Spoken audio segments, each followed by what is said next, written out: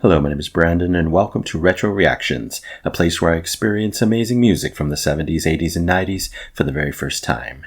And today we're traveling all the way back to 1976 to listen to 2112 by Rush. I see that this is the longest song of Rush's catalog, so I know it's going to be epic. I know it's going to be a journey. I know it's going to be a great tale.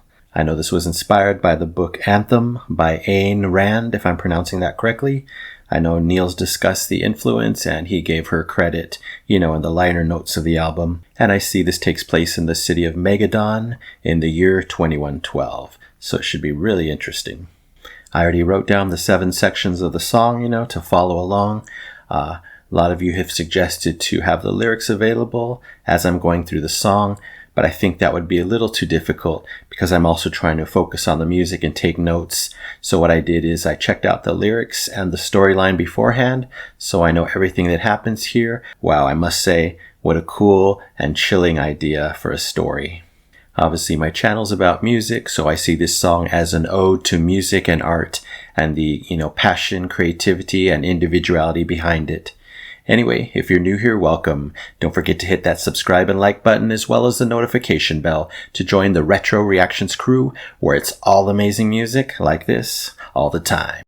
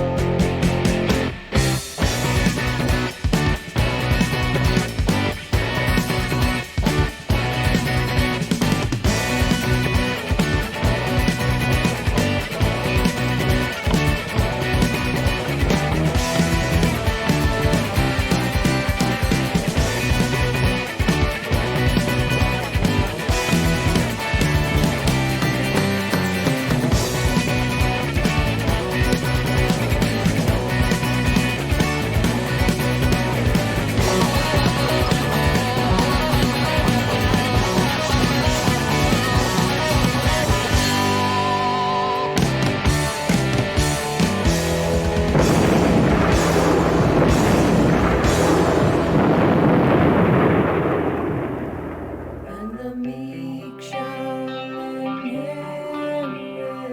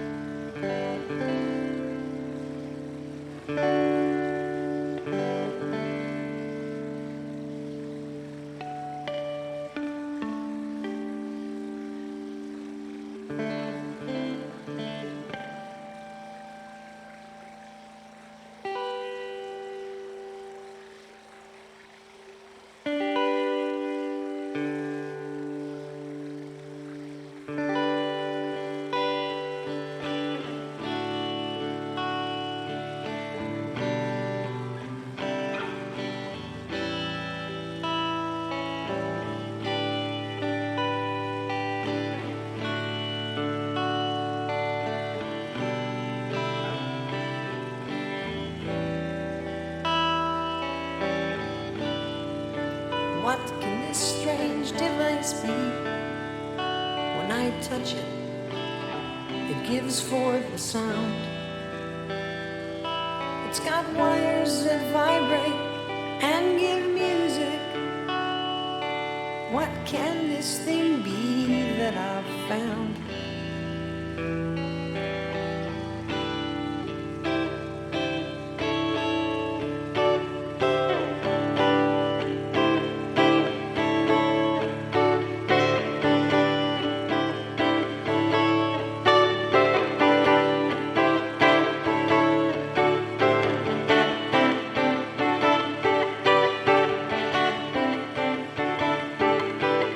See how it sings like a sad heart and joy.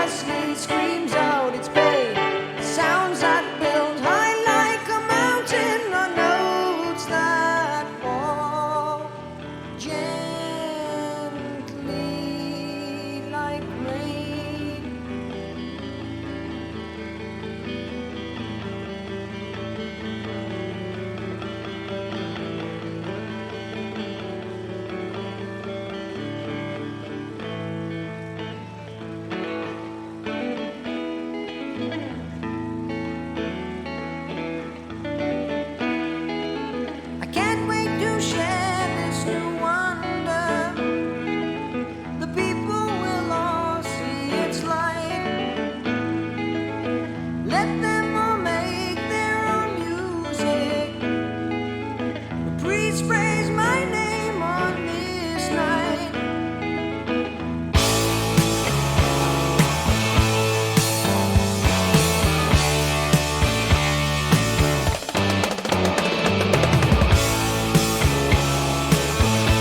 Wow, what a drum fill to pause on. Wow, what a great, well-crafted, epic song thus far. I can see why it's, their longest epic and probably one of their best epic songs. Incredible. So creative.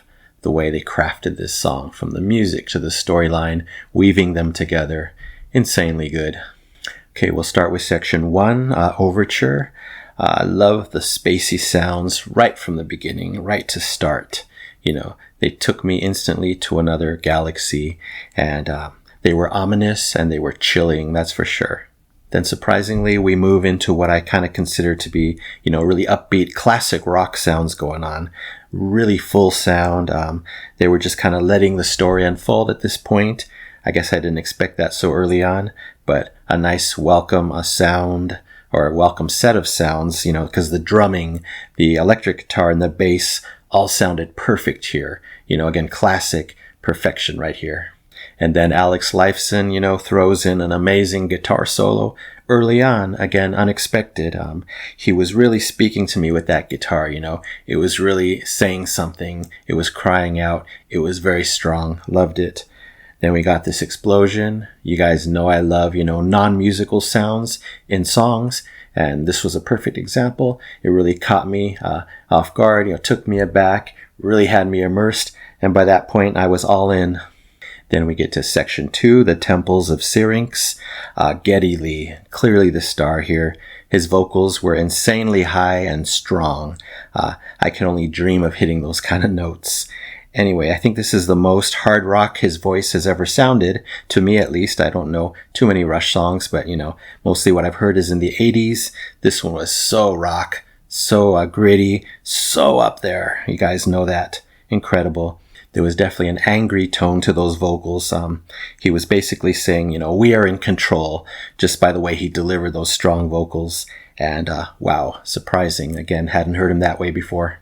Then we move on to section 3, Discovery, and wow, taken aback. You guys already know exactly how I feel about this section. I love what felt like a really long pause, It's like, where are we going next? But it really felt like, we were changing chapters in the story. Take a pause, move on to something completely different, which I know the next, part of the story is completely different, where he finds the guitar in the cave. The beautiful flowing water sounds combined with the acoustic guitar, that's an excellent way to change the tone and take us to the next part of the storyline. Everything was so calm, so tranquil, and so introspective in that section. And of course, that's why I love it. You guys know that. We got totally different vocals from Geddy Lee. They were soft and pristine. I loved it. A brilliant artistic choice, They didn't have to do that, but they really thought about this song, I can tell. And I love that we're actually hearing, the guitar that he's found within the storyline. They didn't have to do that. Again, another brilliant artistic choice there. After the chaos of the last section, I felt so safe and calm in this section. Really interesting that they were able to do that for me. We got glorious notes, glorious arpeggios, and glorious chords on that acoustic guitar. So thank you so much, Alex, for that. All right, now we're coming on to the 4th section, presentation, and I know this is where things go bad within the story, so let's see what it has to offer. The people will all see its light. Let them all make their own music. The priest praise my name on this night.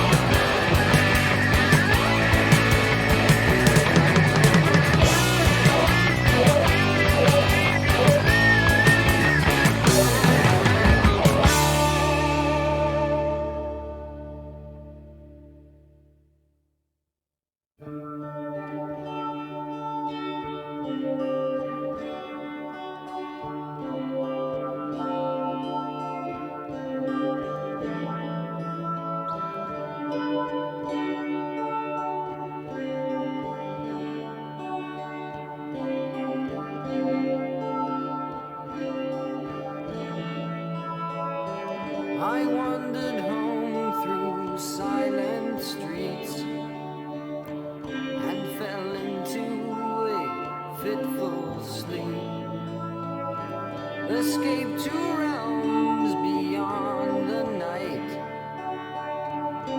Dream, can't you show me light?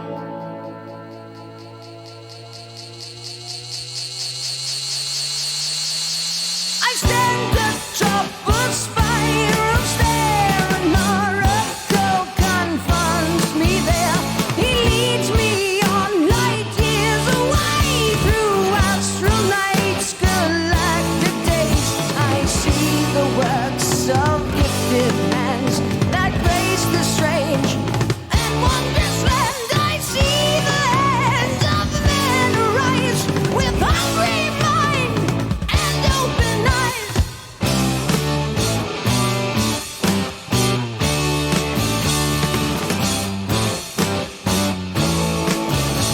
They left our planets long ago. The elder race still learn and grow. Their power grows with purpose strong to claim the home where they belong. Home to tear the temples down. Home to change.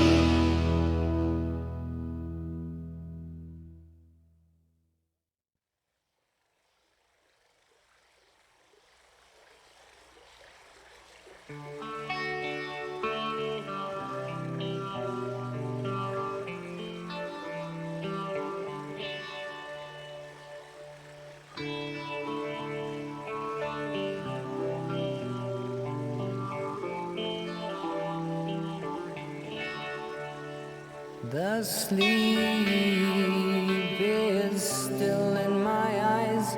The dream is still in my head. I heave a sigh and sadly smile and lie a while in bed. I wish that it might come to pass, not fade like all my dreams.